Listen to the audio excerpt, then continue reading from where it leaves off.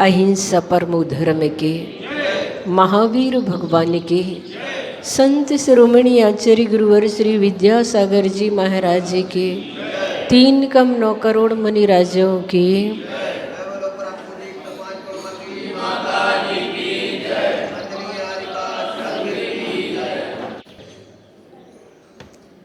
श्रम से पैसा कमाता है, ईमानदारी से पैसा कमाता है, वह गृहस्थ सदगृहस्थ माना जाता है, श्रेष्ठ गृहस्थ माना जाता है।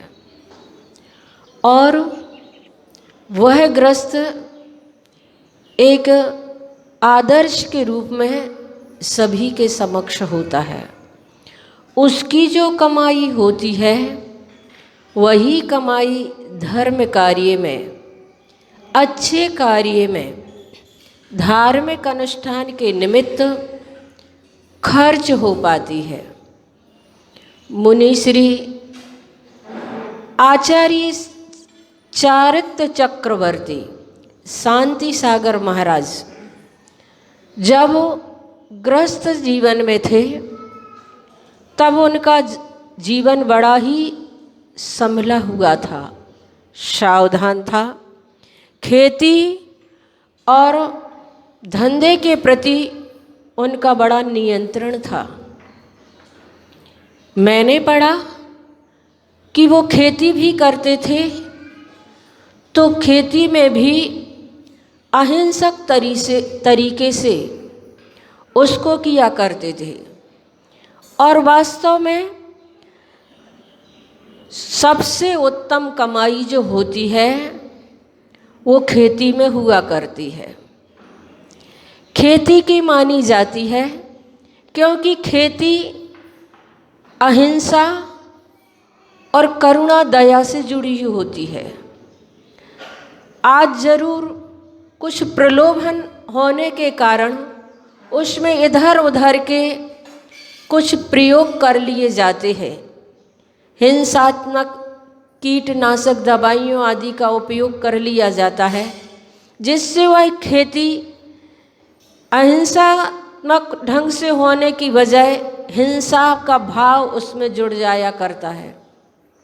लेकिन जिस खेती में इस प्रकार का भाव होता है, सिर्फ फसल हमारे लिए प्राप्त हो और जितनी प्राप्त हो उसमें ही संतोष गुण हो, तो वह खेती उत्तम मानी जाती है। और मैंने पढ़ा कि खेती में तो सरकार की तरफ से भी टैक्स वगैरह नहीं होता है। अन्य व्यवसाय में तो टैक्स होता है पर खेती में टैक्स नहीं होता। लेकिन जो 2 नंबर का पैसा कमाने वाले होते हैं वो फार्म हाउस बनाकर थोड़ी सी ज़मीन डाल लेते हैं और फिर काले व्यवसाय का काला धन खेती के माध्यम से सफ़ेद करते रहते हैं। इनकम टैक्स के रूप में फ्री टैक्स जो होता है खेती के रूप में दिखा देते हैं। इस प्रकार से उनका काम होता रहता है।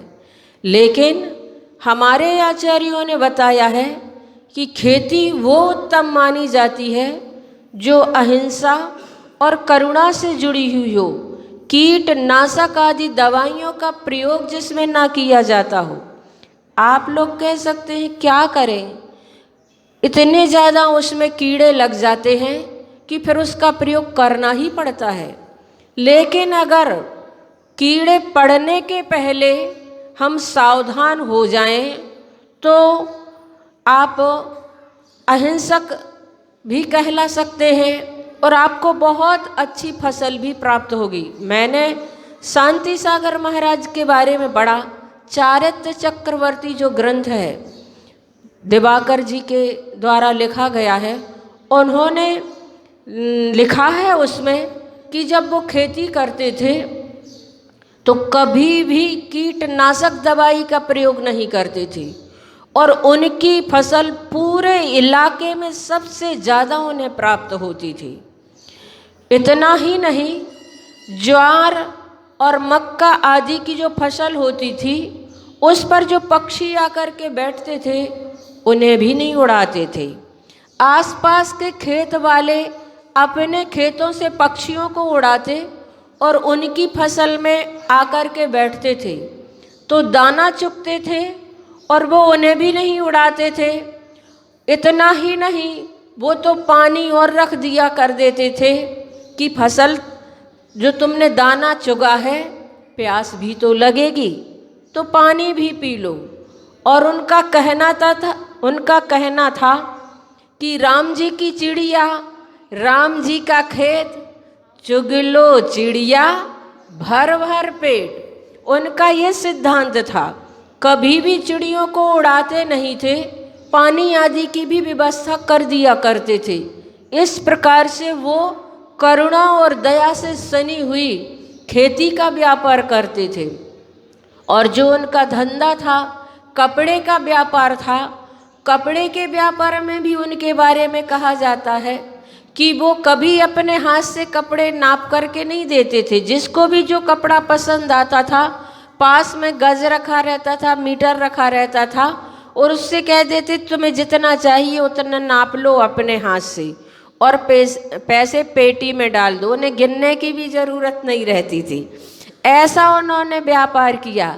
ऐसे ही लोग आगे जा कर के चारित्र चक्रवर्ती आचार्य शांति सागर जैसे महापुरुष बनते हैं, जिन्होंने अपने जीवन में ऐसा व्यापार किया, जिन्होंने अपनी जिंदगी में इतनी निरीहता, इतनी करुणा और दया का जीवन जिया। ऐसे ही लोग आगे चल करके महान बना करते हैं। पर आज व्यक्ति धंधे के प्रति कितना अंधा हो जाता है, कैसे कैसे व्यापार करने लगते हैं जो जैन परंपरा के अनुसार निषिद्ध हैं।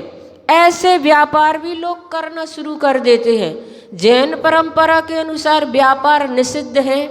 चमड़े के व्यापार, जूता चप्पल के व्यापार, कीटनाशक दवाइयों की फैक्ट्री के व्यापार, ईंट के भट्टे आदि और 5 सितारा जैसी होटलें भी कहीं कहीं पर चलती हैं।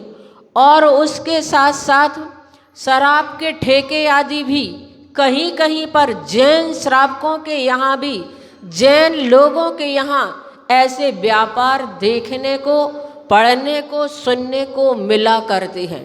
तो बंधुओं, ऐसे व्यापार जिनके यहाँ होते हैं वहाँ तो साधुओं के आहार तक नहीं होते हैं, वहाँ तो साधु के चरण भी नहीं पड़ सकते हैं और उनका पैसा तो अच्छे कार्य, धर्म कार्य में लग भी नहीं सकता। मैंने पढ़ा उदाहरण आचार्य श्री का कि जब आचार्य श्री 1992 में मड़िया जी में चातुर्मास कर रहे थे और मड़िया जी में नंदीश्वर दीप की रचना आचार्य श्री के आशीर्वाद से हुई, उसका पंच कल्याणक होना था। तो उसके निर्माण के लिए एक श्रावक ने अच्छी राशि देना चाहिए दान में। तो आचार्य श्री ने पता लगाया कि उनका व्यापार क्या है। पता लगाने पर कमेटी वालों ने बताया आचार्य श्री उनके यहाँ तो मुर्गी दाना बनने की फैक्ट्री है। पता लगाया गया मुर्गी दाना कैसे बनता है, तो बताया गया कि ट्रकों ट्रकों भर करके मछलियाँ आती हैं और उनको ग्राउंड में डाल दिया जाता है, सूख जाती हैं तो उनका पाउडर बनाया जाता है और उस पाउडर से मुर्गी दाना तैयार किया जाता है। उनका ये व्यापार है। आचार्य श्री ने कहा किसी भी हालत में उनका ये दान स्वीकार नहीं किया जाएगा। 1992 की बात है। अच्छी राशि वो दान देना चाह रहे थे, 5-10 लाख उस समय बहुत राशि मानी जाती थी। पर आचार्य श्री ने कहा कि पाई पाई तो यहाँ पर दान में लग सकती है, पर ऐसे हिंसात्मक पाप तरीके से कमाई गई राशि यहाँ नंदीश्वर जैसी जिस बुढ़िया ने ये मड़िया बनाई है, अपनी मेहनत से बनाई है, चक्की पीस पीस करके यहाँ पर मड़िया बनाई है, उस बुढ़िया की मड़िया में ऐसी हिंसात्मक राशि का प्रयोग नहीं किया जाएगा। तो फिर उन श्रावक ने कहा कोई बात नहीं, हमें आहार दान का तो सौभाग्य मिल सकता है, हम चौका लगाना चाहते हैं। आचार्य श्री ने कहा नहीं, आप आहार दान भी नहीं दे सकते। जब तक आप अपने व्यापार को नहीं बदलेंगे तब तक आप आहार दान के भी अधिकारी नहीं हैं। तो बंधुओं, ऐसे व्यापार जिनके यहाँ होते हैं, ऐसा जिनके यहाँ पर धन होता है, वैसे धन से जो आया हुआ अन्न आदि सामग्री है उससे हमारे परिणाम दूषित होते हैं, प्रदूषित होते हैं। आप लोगों ने नीतियाँ पढ़ी हैं, जैसा खाए अन्न वैसा होए मन, जैसा पिए पानी वैसी बोले वाणी। आचार्य श्री का चातुर्मास थोबोंजी में हुआ। थोबोंजी में साहू अशोक कुमार जी तीर्थ रक्षा क्षेत्र की समिति के अधिवेशन में आए हुए थे। उनका परिणाम आचार्य श्री को आहार दान देने का हुआ।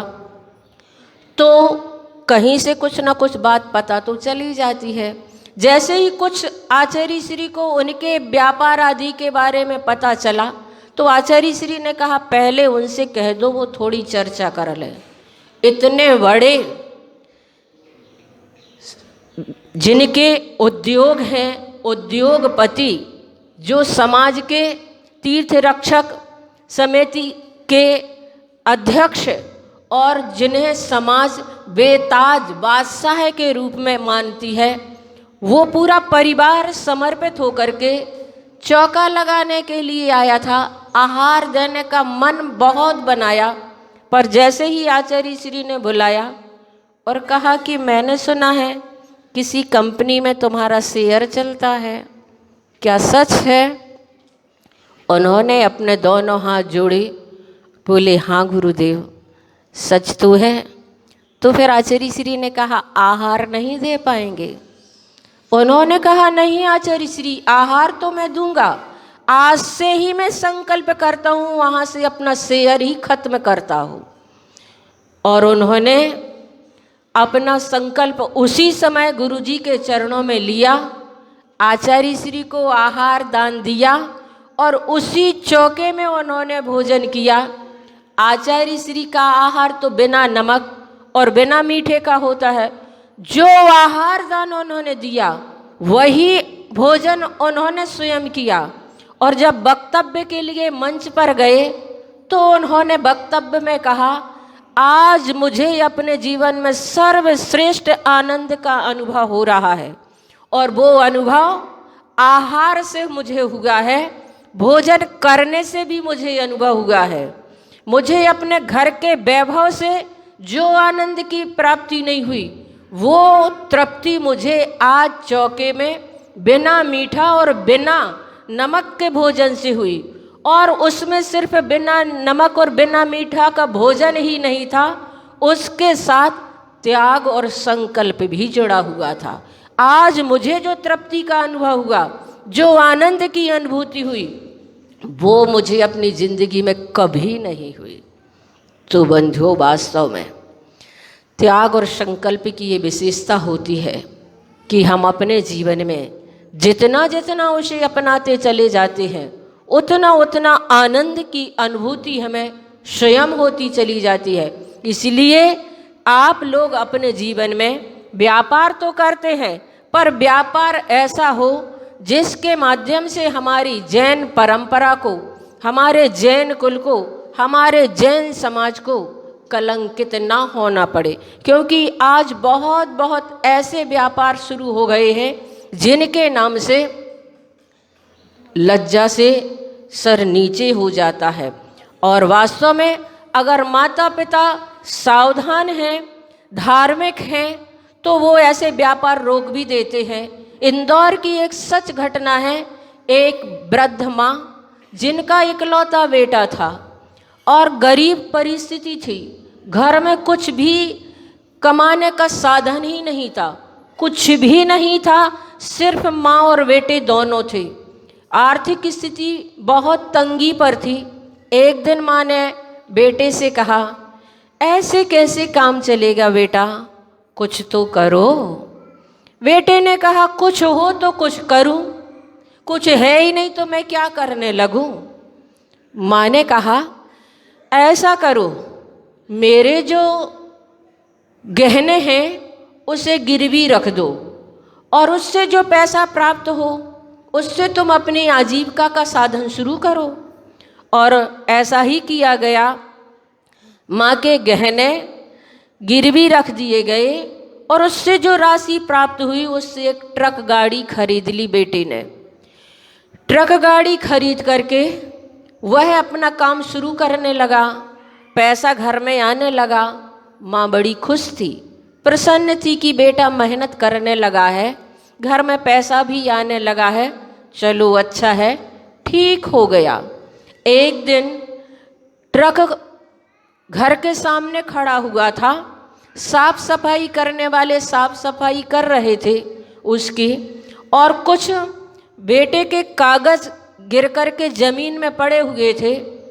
माँ ने जब झाड़ू लगा रही थी तो उसे उठाया, ये सोच कर कि बेटे की कोई रसीद वगैरह पड़ी होंगी।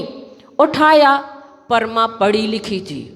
उसे उठा करके जैसे ही देखा तो उसमें लिखा था इतनी भेड़ें उस कत्ल खाने में भेज दी गईं, इतनी बकरियां उस कत्ल खाने में भेज दी गईं। माँ ने जैसे ही पढ़ा तो उसके तो पैरों के नीचे की जमीन ही खिसक गई। ये कौन सा व्यापार बेटे ने शुरू कर दिया? आने दे बेटे को, मैं तो इस घर में भोजन भी नहीं कर सकती हूँ। शाम के जैसे ही बेटा आया, माँ गुस्से में तो थी ही। उसने पूछा क्यों, कौन सा व्यापार शुरू हो गया तुम्हारा? कुछ नहीं माँ, सब कुछ ठीक चल रहा है। झूठ मत बोलो, मेरे पास ये कागज है, इसमें लिखा है इतनी भेड़ें उतने उस कत्ल खाने में भेजी गई, इतनी बकरियां उस कत्ल खाने में। ऐसा तुमने व्यापार शुरू कर दिया। आज से मेरा अन्य जन का त्याग है, मैं उपवास करूंगी, ऐसे पैसे का मैं भोजन नहीं करूंगी। माँ कुछ और बोली। इसके पहले ही बेटी ने कहा माँ, आपको उपवास करने की ज़रूरत नहीं है, मैं आज से संकल्प करता हूँ, मैं अब ऐसा कार्य बिल्कुल नहीं करूँगा। और माँ जागरूक थी, माँ होशियार थी, माँ पढ़ी लिखी थी, तो उसने अपने बेटे को इस प्रकार से डांट फटकार कर उस व्यवसाय को बंद करा दिया। अन्यथा बात कहाँ तक पहुँच जाती। कुछ तो वहाँ तक गया, फिर कुछ अपने जीवन में भी शुरू हो जाता। कौन देखने वाला और कौन सुनने वाला था।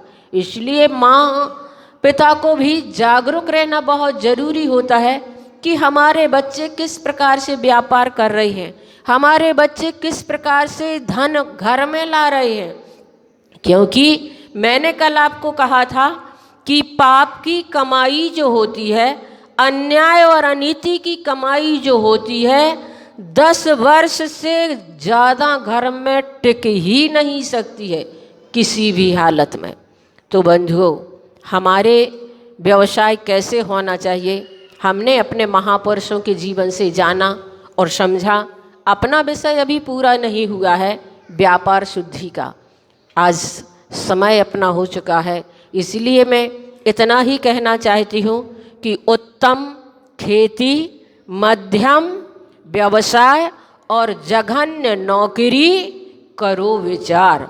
सबसे उत्तम व्यापार तो खेती हुआ करती है, और मध्यम जो होता है व्यवसाय, तो व्यवसाय मध्यम आज भी है। लेकिन जघन्य नौकरी जो कही जा रही है, आज लोग उसे उत्तम मान करके जी रहे हैं। और चपरासी की भी नौकरी क्यों ना मिल जाए, उसके लिए वे जी जान लगा देते हैं, लेकिन नौकरी मिलना चाहिए। तो बंधुओं, हम सभी अपने उस व्यापार को शुद्ध बनाएं। व्यापार शुद्धि से हमारे जीवन की शुद्धि आती है, जीवन की भावनाएं पवित्र बनती हैं, आचरण शुद्ध और विशुद्ध बनता है। 9 बार कुंडलपुर के बड़े बाबा का हम जाप करेंगे।